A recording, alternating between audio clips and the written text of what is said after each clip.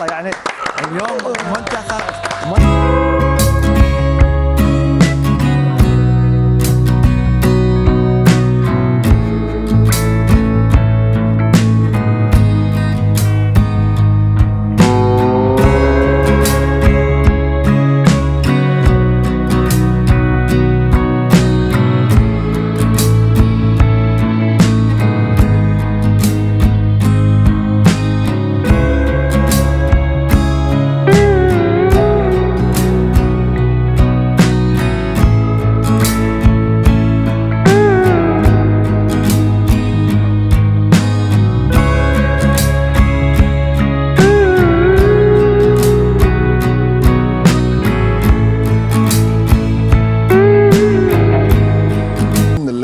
اللي عملوا خرجوا بلجيكا، خرجوا كرواتيا، خرجوا كذلك اليوم معناتها المنتخب الاسباني.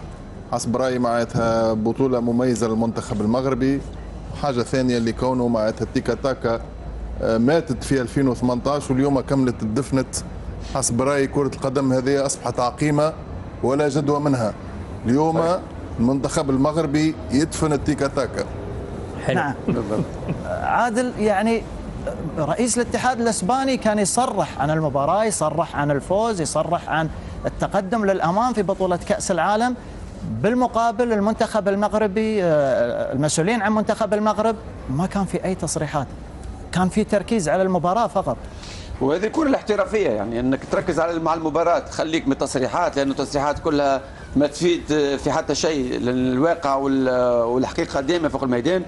نبارك لاخوتنا المغاربه، نبارك لانفسنا، هو شرف لينا كنا كعرب اكيد. الانجاز كان محتاج جمهور وكان موجود، وكان محتاج مدرب يرسم الخطه ايضا كان موجود، لاعبين حقوا المطلوب انه يوصلوا لركلات الترجيح، ثم حارس يكون في يومه. تقريبا كل العناصر كانت مجتمعه. انا اقول مبروك، هذا شرف لينا، لكن الحلم على قد الامكانيات، وانا نعتقد انه منتخب المغرب قادر ان يحلم اكثر، لانه المباراه الجايه، ولا نحن في فتره احتفالات، لكن المباراه الجايه امام منتخب يا اما اسبانيا يا اما البرتغال يا اما سويسرا، وانا نعتقد انه منتخب المغرب مهما قابل واحد من الاثنين قادر انه ينتصر ويمر لانه عنده امكانيات ان شاء الله باذن الله. باذن الله. مبروك مره ثانيه، وان شاء الله يزيد يشرفونا، هم يشرفونا، لكن ان شاء الله يزيدوا يشرفونا لانهم بامكانهم انه يمشيوا النصف النهائي ان شاء الله. كابتن حسام، يعني ايضا اكيد في فرحه الحين في افريقيا، يعني العرب، المنتخبات الافريقيه، لان اليوم المنتخب المغربي ايضا يمثل كل المنتخبات الافريقيه اليوم. اكيد الحمد لله. مبروك طبعا للشعب المغربي والوطن العربي كله، مبروك للكباتن طلال والدكتور حسن. احنا شفنا الجمهور اللي موجود ورانا في الاستوديو، جماهير مش جماهير المغربيه بس، جماهير مصر وتونس والجزائر وقطر والسعوديه، كل انا مش عايز انسى حد اللي موجوده هنا بصراحه. يعني انا سامع صوتهم واعلامهم، الاعلام مختلفه مش المغرب بس، فالمغرب يستحق. وقبل كده لو رجعنا في الادوار التمهيديه انا قلت اسبانيا في المتناول. اسبانيا يعني مش المنتخب اللي هو مش بقلل منه، لكن مش بقلل من مكسب المغرب، لكن في المتناول. يعني المنتخب المغربي عنده القدره والامكانيات الفنيه، وزي ما كان الدكتور حسن قال ان التقارب بين اللاعبين والمدير الفني الوطني بتفرق كتير في حاجات، تفاصيل صغيره يفتقدها المدرب الاجنبي. لكن كابتن حسام، يعني هل هذا يعني يدل على ان الكره الافريقيه قادمه بقوه؟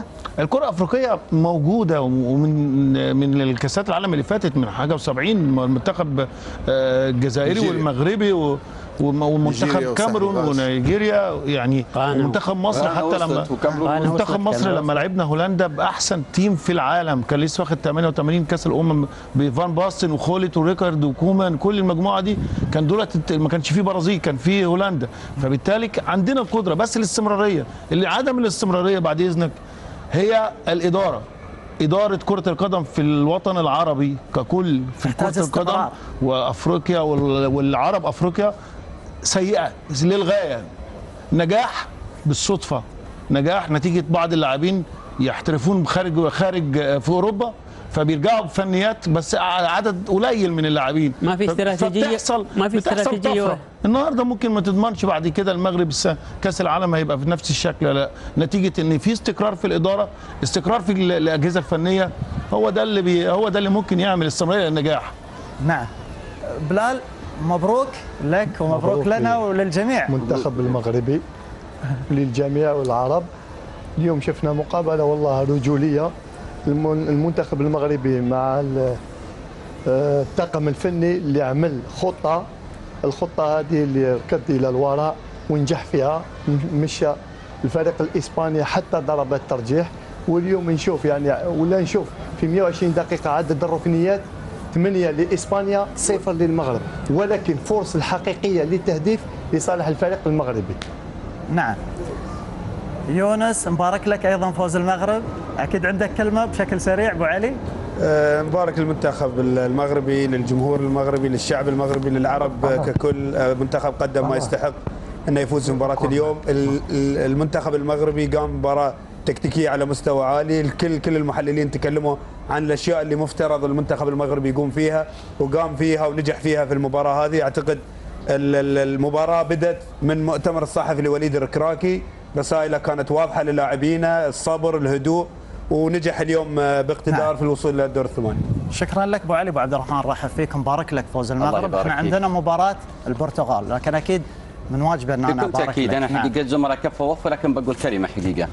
الجمال في حضره المغرب اليوم، في حضره المغرب اليوم انا اعتبره جمال لكل العرب. اذا يعني مباراه المغرب ودنا نتكلم عنها لين الصباح.